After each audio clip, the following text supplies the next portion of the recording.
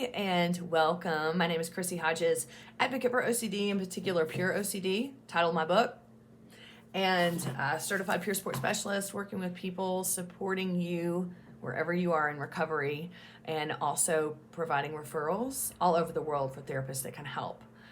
It's my birthday today, and I thought I'd come on here and see ya and share the love. I just wanted to say thank you. Birthdays are always a big reflection for me on the past year, but also the past however many years.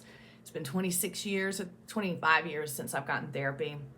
And I just like to sometimes look back and make sure to see how far I've come. Y'all know with OCD, we have a tendency to not look at where we've come from. We tend to just look at where we're at and think that we should be doing better. I know you probably feel that. But so I usually take this day to really think about how far I've come. One of my mentors really did tell me it's never looking at the stairway in front of you. It's never just that. Sometimes you got to stop and go, hey, look at how far I've come. And here you are in this video. So you're farther by being here than you were at some point when you didn't know what was going on. Also, NoCD, NOCD is an app. They have all kinds of stuff inside their app that can help connect you to people who have OCD. Check them out. If you want therapy, they do ERP therapy, do telehealth in many places around the world. Check them out at treatmyocd.com. Just wanted to come on here today and just kind of share with you a little bit. I get this question a lot. I get the question of what is recovery going to look like for me when I, what is it going to be like? What is it going to feel like? And I just wanted to come on here and say, I can't ever tell anybody that. And there's a couple different reasons, and I'll share with you why that is.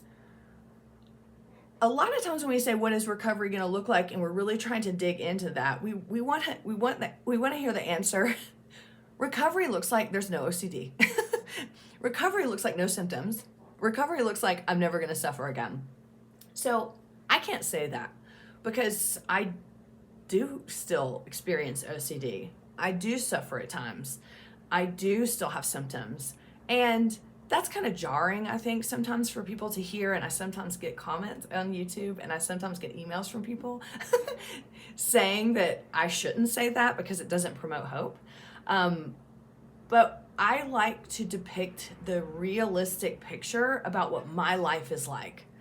And I think that can be helpful for people who don't experience or who may experience symptoms or continue to work on managing their OCD better. I think it helps that they know that they're not alone and that therapy just doesn't squash everything. Now, that is not to say that therapy isn't going to squash everything. I'm always encouraging people to dig into the therapy, do whatever you can as long as it's not compulsive. Try different things.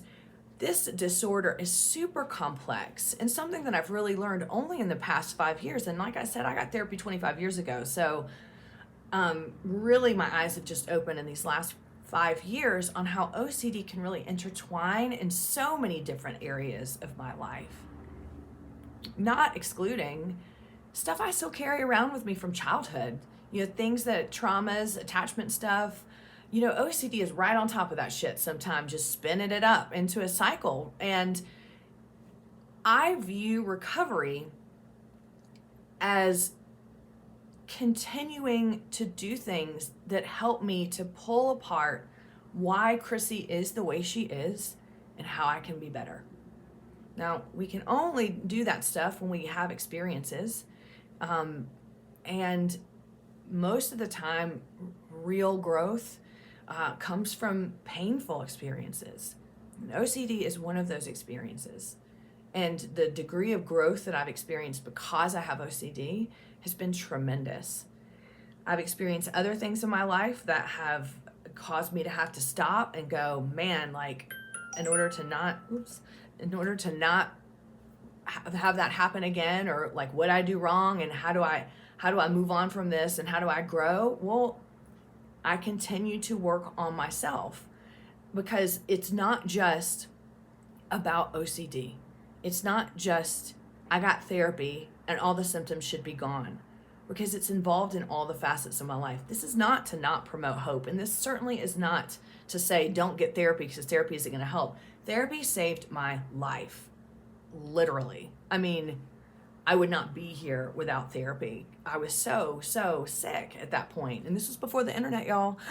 I mean, it was AOL dial-up. So I had these kind of resources. I didn't have access to know anybody or to know that this was common and intrusive thoughts are common. But it changed everything for me. You know, it changed the behavioral way I interact with OCD. And I was able to get better, and I was able to live life fuller because of therapy. So I think therapy, you know, specifically for OCD is absolutely imperative. But recovery is about continuing on how do I get better? How do I get better at managing this? And in what parts is OCD showing up? Or, man, what in my life did OCD latch on to when I was younger? Or, you know, trauma that I may have had, trauma you may have had from the actual OCD experience. So my point is this. I want to tell you that recovery is great and freeing, and, you know, you'll get therapy and you'll never have OCD again. And I can't do that. I can't do that because that's not how it is for me. But your recovery is going to be really different from mine. And I want you to know that life can be great, even living with OCD. I consider my life to be fantastic. Is it fantastic every day and every moment? No, but it doesn't matter if I had OCD or not. Life is hard for everybody. We don't see that sometimes from social media, or, you know, because lots of people put on this face and front that everything is good. It's just our natural tendency to do that, right? But REM, everybody hurts.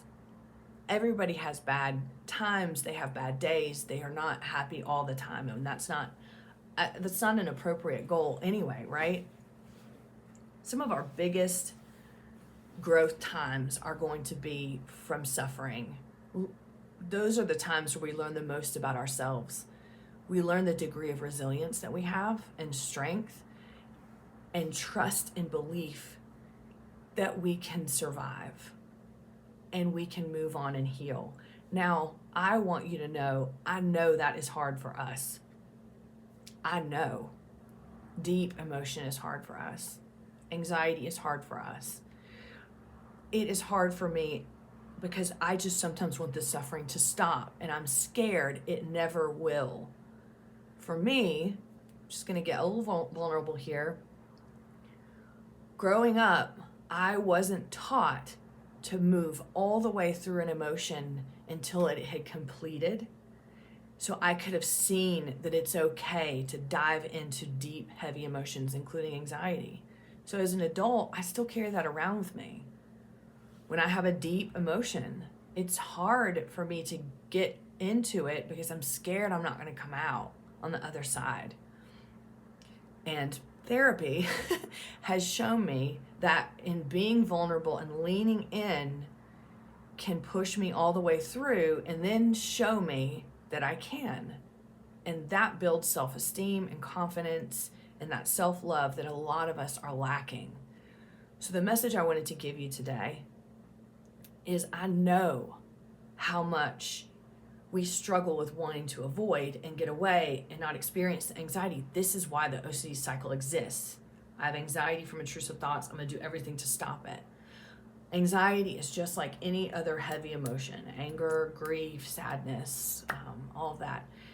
Maybe you don't know that it's okay to push all the way through and that there is another side. I didn't, and sometimes I still don't. But here maybe is a reminder that you can, that you are strong enough. And there are things about yourself that you can endure that maybe you don't even know, or maybe you weren't taught either. And maybe anxiety is one of those. It is possible. Last little reminder, I talk to my clients all the time about this. When we say the themes don't matter, I know it's insensitive and it feels like bullshit. But to a degree, What we're really afraid of with OCD is the anxiety. And it is that we're repelling the anxiety. That's what the compulsions are, right? Because we're so afraid of the anxiety. It feels like we're afraid of the theme, right? I'm so scared that this might be true, and the anxiety is telling me to stay away. I mean, this is like the behavioral thing that's going on for us. You can push through the anxiety. And the goal of getting therapy, the goal of recovery is to be able to see, I resist the anxiety. I'm scared of the anxiety. The theme is just the vessel. The theme is just creating the anxiety. And that's what ERP therapy is. And to a degree, that's what life is. And things get heavy and things get hard and we resist.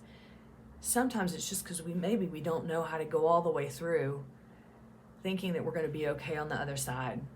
Hey, you're going to be okay on the other side. So am I. So I hope that if you had questions about recovery or questions about some of the stuff I say about recovery, that helps a little bit. Your recovery is going to be very different than mine. And I work every day at it. If I need to go get this type of therapy to get better, and that's going to end up making my symptom management better, great.